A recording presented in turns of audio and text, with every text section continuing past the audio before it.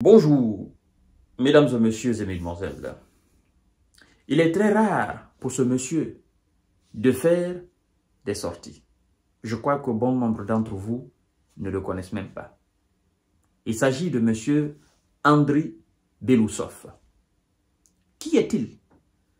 C'est le ministre de la Défense russe. Ah oui, c'est pas monsieur Sergueï Shoïgu. Monsieur Sergueï Shoïgu, après l'élection de Vladimir Poutine, il a été remplacé par ce dernier. Et dorénavant, M. Sergueï Shoïgu, il est le secrétaire général du Conseil de sécurité de la Russie. Donc, place aussi très importante et très stratégique. M. Andriy Belousov est sorti de ses gonds hier après la conquête de la ville de Kourakov. Ça prouve à suffisance que la ville de Kourakov représentait énormément de choses aux yeux des autorités russes, donc de Vladimir Poutine. M. Andriy Belousov fait une déclaration soutenue par les actions d'aujourd'hui. Parce qu'il dit être très fier, et il félicite d'ailleurs les hommes qui ont conquis la ville de Kourakov. Et il va plus loin pour dire, après la conquête de Kourakov, le reste des localités du sud-ouest, les soldats de Vladimir Poutine vont les conquérir d'une façon très accélérée. Et c'est ce qu'on est en train de voir. Maintenant, l'autre chose qu'il faut mentionner, mesdames et messieurs et mesdemoiselles, c'est que l'Ukraine a très honte de reconnaître sa défaite dans la ville de Kourakov. Et je crois même qu'il a été interdit au commandant de l'armée de terre de s'exprimer là-dessus par rapport à la défaite qui a été enregistrée dans la ville de Kourakov. Mais nous allons voir tout à l'heure en détail qu'est-ce qui s'est passé, qu'est-ce que M. Andriy Belousov a dit et qu'est-ce que ce commandant a dit. Et vous-même, vous allez comprendre que c'est une humiliation. En fait, ils viennent d'être giflés de façon franchement très grande, quoi. Et donc, ils ont honte d'admettre, ils ont honte de l'accepter. Parce que ce sont eux qui sont sur le reculoir chaque fois. Donc ça leur fait tellement honte après tout ce qu'ils avaient dit autour de Kourakov. Si vous n'êtes pas encore abonné à notre plateforme d'information, KanTJ Visionnaire le vrai, je vous invite à le faire si vous êtes intéressé, évidemment, et à partager la vidéo dans tous les groupes possibles. Également, je vous invite à vous abonner à ma page Facebook, La Nouvelle. Je l'ai appelée le géopolitologue. Vous allez dans votre barre de recherche sur Facebook, vous écrivez le géopolitologue, vous verrez ma page, et puis vous vous abonnez là-dessus, ça ne vous prendra que quelques secondes. La Russie juge la conquête de Kourakov, elle juge la conquête de Kourakov qu'elle permettra de s'emparer du reste de la région orientale de Donetsk à un rythme accéléré. C'est que la position de Kourakov est une position hautement stratégique.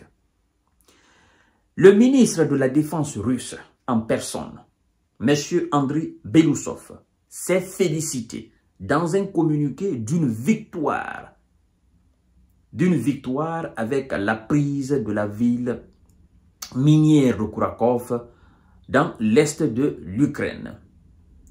Alors, la perte de cette ville n'a pas été pour l'heure confirmée par l'armée ukrainienne qui s'est bornée lundi à faire état d'assaut dans la zone urbaine de Kourakov.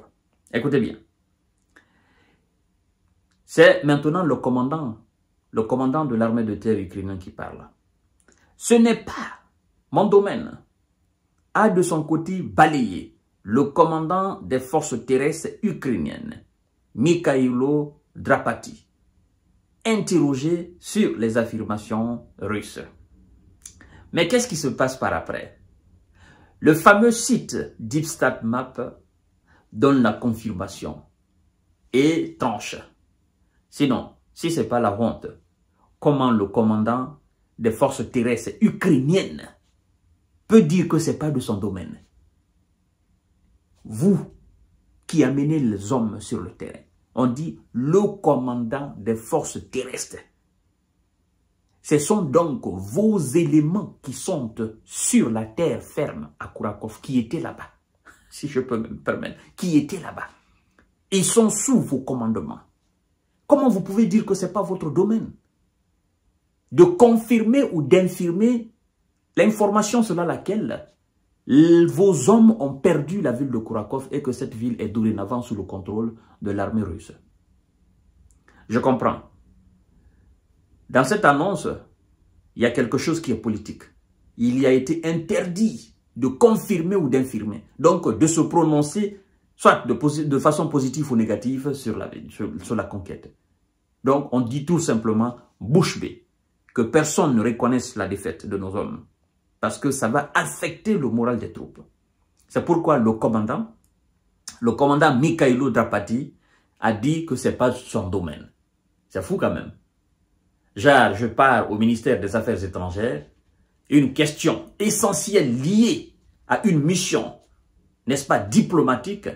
Je pose la question au ministre des Affaires étrangères et le ministre me dit que ce n'est pas son domaine.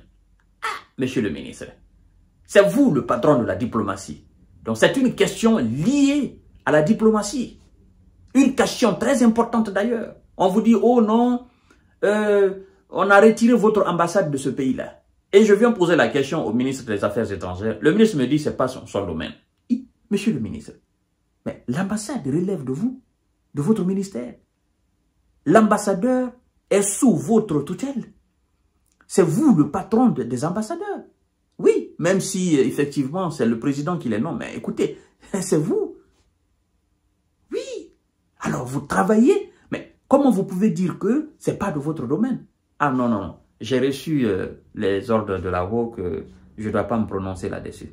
Voilà. C'est vrai que ce sont mes éléments, mais moi aussi je relève de la présidence. Parce que le poste ministériel est un poste purement politique. Donc si le président m'ordonne de ne pas communiquer sur la perte ou la destruction de cette ambassade, je ne vais pas le faire. Donc c'est ce que M. Mikhailo vient de faire. Non, ce n'est pas de mon domaine. Donc ce domaine-là, c'est un domaine purement politique. Militairement, vous savez, je sais que nous avons perdu Kourakov. Mais puisque nous sommes dans une politique, là, c'est pas de mon domaine d'annoncer. C'est ce qui vient d'être dit, en fait. Mais qu'est-ce qui se passe par après? Après sa déclaration, donc la déclaration du patron des forces terrestres ukrainiennes, bon, l'intelligence, nous sommes doués d'intelligence pour comprendre les choses. Le fameux site, DeepStatMap, nous dit ceci.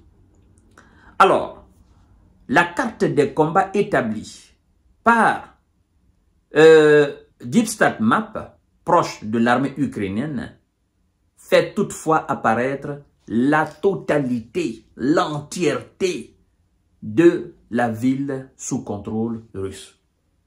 Fin de citation. Andrei Belousov juge que cette conquête permettra de s'emparer du reste de la région orientale de Donetsk à un rythme accéléré. Fin de citation. Donc, ce site a reconnu et a tranché. C'est terminé. Kourakov est sous la domination russe dorénavant. Mais les hommes de M. Zelenin, ils ont honte. C'est de la mauvaise foi. Sinon, par le passé, quand même, ils disaient non, nos hommes se sont retirés de ces localités pour sauver le reste du matériel et des troupes. Pourquoi ne pas faire cette annonce pareille-là? Maintenant, ils ont honte. C'est la honte. Ils ont honte. Vous savez, quand la honte arrive à son paroxysme, sincèrement, ça vous pousse à faire de n'importe quoi, au fait. Vous voyez, c'est la réalité, mesdames et messieurs. Hein? Ça va toucher le moral, énormément le moral des troupes ukrainiennes. Mais bon, quoi que vous fassiez, les Russes, ils ont même tourné la page de Kourakov. Eux, ils avancent maintenant, ils sont en train de prendre les autres localités, comme l'a dit le ministre, hein, d'accord. Le rythme est infernal, ils ne peuvent pas tenir. Hein? 15 000 soldats qui étaient amassés, hein, dans la ville de Kourakov, plus même. Et le nombre d'équipements et d'armes occidentales détruites dans cette localité en fait foi. Mesdames et messieurs, je vous reviens tout à l'heure. Moi, je suis pour la vérité, rien que la vérité pour toute la vérité. Partagez la vidéo dans tous les groupes possibles. C'est une honte monumentale pour eux.